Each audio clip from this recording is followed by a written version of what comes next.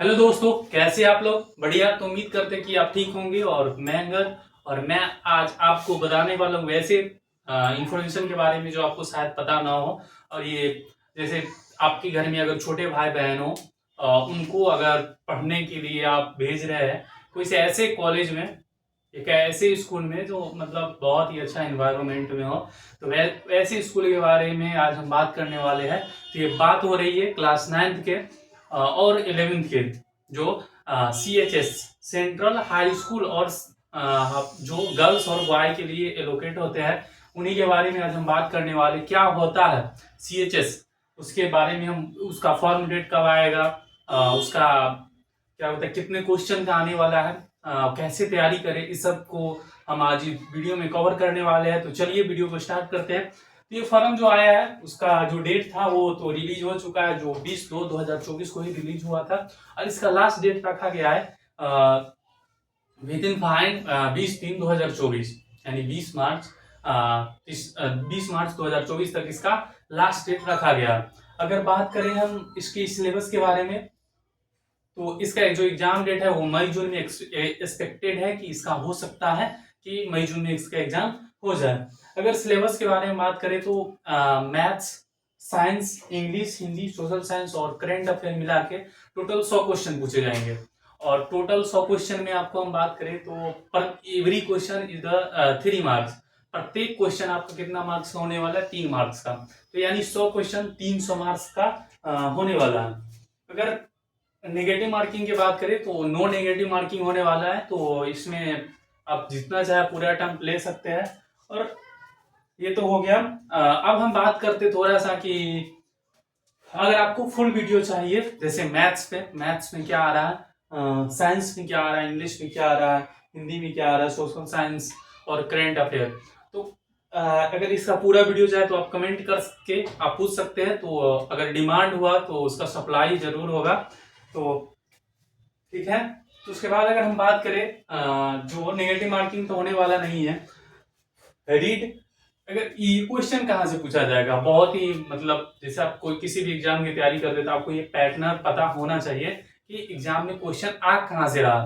तो इसके लिए आपको आप 7 और 8 बहुत ही अच्छे से और बहुत ही अच्छे से क्या किया हो, बहुत ही अच्छे से पढ़ा हो। अगर नहीं पढ़ा हो तो आपको पढ़ना चाहिए, क्योंकि 7 8 और कुछ हद तक आपको 9th का क्वेश्चन, कुछ हद तक 9th का कॉन्सेप्ट कुछ पता होना चाहिए, क्योंकि थोड़ा सा अपर लेवल का ये टेस्ट होता है। क्योंकि अब कॉलेज में एक तो बहुत कम सीट रहता है, इस कारण से आपको क्या करना पड़ेगा, थोड़ा सा एक्स्ट्रा एफर्ट मारना पड़ेगा, तभी आपको ये एग्जाम निकल सकता है। तो अगर हम स्ट्रेटजी की बात करें तो ये तो बात होगा कि क्वेश्चन कहाँ से आएगा। आपको 7 8 और थोड़ा कुछ हद तक 9 का आपको आना चाहिए। तो अगर हम बात करें कैसे हमारा रणनीति होना चाहिए, जैसे किसी भी एग्जाम को निकालने के लिए क्या रणनीति अपनाना सही होगा, तो आज हम उस पर थोड़ा सा बात करेंगे कि पहले आपको थ्योरी बहुत ही अच्छे से पता होना चाहिए।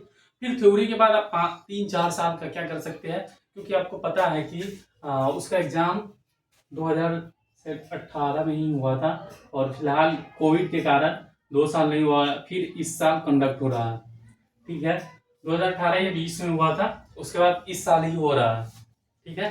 तो क्योंकि कोविड हुआ था, तो कोविड के बाद लॉटरी सिस्टम था, जैसे आप फॉर्म डालते हैं, आपका नाम निकलता है तो उसका एडमिशन होगा। लेकिन इस साल नहीं हुआ ऐसा। इस साल आप इंट्रेंस बेस होगा, जो बच्चा में क्वालिफाइंग नेचर होगा, इसमें क्वालिटी होगा, क्वालिटी ऑफ स्टूडेंट वहाँ पे जा पाएंगे।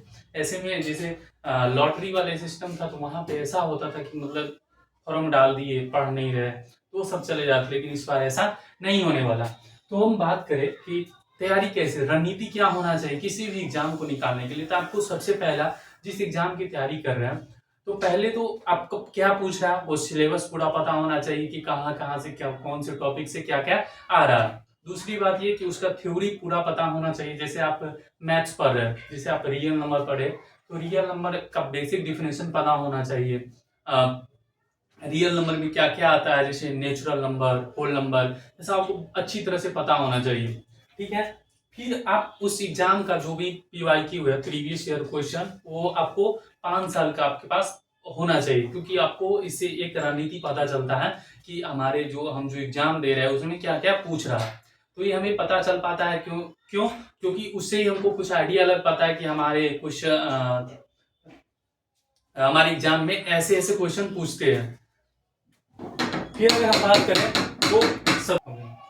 तो हम बात करें जैसे थ्योरी, आपको पूरा सैद्धांतिक बात पता होना चाहिए। उसके बाद हमें क्या PYQ लगाने से हमको आइडिया आ जाता है कि हमारे क्वेश्चन में ऐसा एग्जाम आ रहा है तो हम ऐसे तैयारी करेंगे। ठीक है, फिर उसके बाद जो आप थ्योरी पढ़ते हो, जो आप PYQ लगाते हैं, उसका भरपूर प्रैक्टिस होना चाहिए। आप एक बार किए, कुछ समझ में नहीं आया, 2 बार करेंगे, कुछ आज तक समझ में आया, फिर 3rd बार करेंगे, फिर 4th बार करेंगे। तो ऐसे जब जब प्रैक्टिस करते जाएंगे तो आपका क्या होगा कि आप निरंतर उस चीज को सीखना स्टार्ट कर देंगे। ठीक है, तो और उसके बाद अगर बात करें तो यही हुआ, आप किसी भी एग्जाम को, और 3rd हो गया क्या कि आपको डेली मेंटेन करना है। डेली मतलब जैसे आर्मी का एक सिद्धांत होता है कि कोई भी काम है उसको वो प्रतिदिन करते हैं, थोड़ा ही करेंगे लेकिन रोज करेंगे। ठीक उसी प्रकार आप एग्जाम अगर आपको निकालना है तो आपको कम करें या आप ज्यादा करें, लेकिन आपको प्रतिदिन करना। थोड़ा सा ही किसी भी चीज को नया चीज सीखना है, लेकिन रोज करना। इससे क्या होगा कि आपको, जब तक आप डिसिप्लिन में नहीं रहेंगे तब तक आपका कोई भी एग्जाम निकलने वाला नहीं है।